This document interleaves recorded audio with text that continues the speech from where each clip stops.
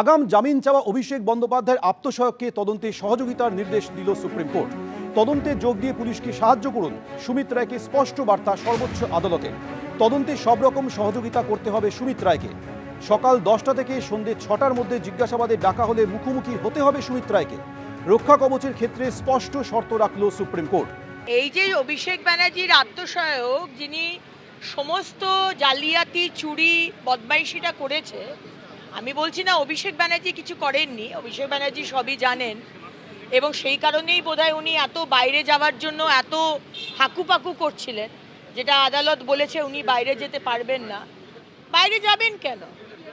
আজকে এখানে যদি সুপার স্পেশালিটি হসপিটাল আপনারা বানিয়েছেন, আমরা তো বলেছি আমরা আয়ুষ্মান ভারত কার্ড দেবো, তাই না? একটা বেডে চিকিৎসা হবে, হ্যাঁ বোর্ড বসিয়ে দেবো, কোনো চিকিৎসার হবে না। চোখের হোক, আপনার মাথার হোক, আপনার হৃদয়ের হোক, সব রকম ডাক্তারবাবু আমাদের আছে।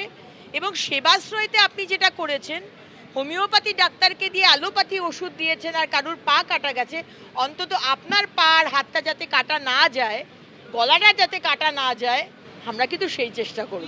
সুপ্রিম কোর্টের এই রায়ের পর সুমিত রায় অন্তর্ধান রহস্যে জবনিকা পড়বে।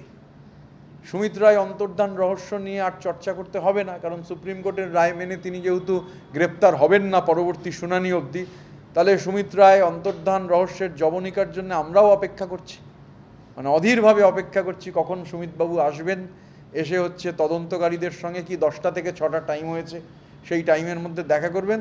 তো এই রহস্য রোমাঞ্চ থ্রিলার, সেই থ্রিলারের অবসানের অপেক্ষাতে আমরাও।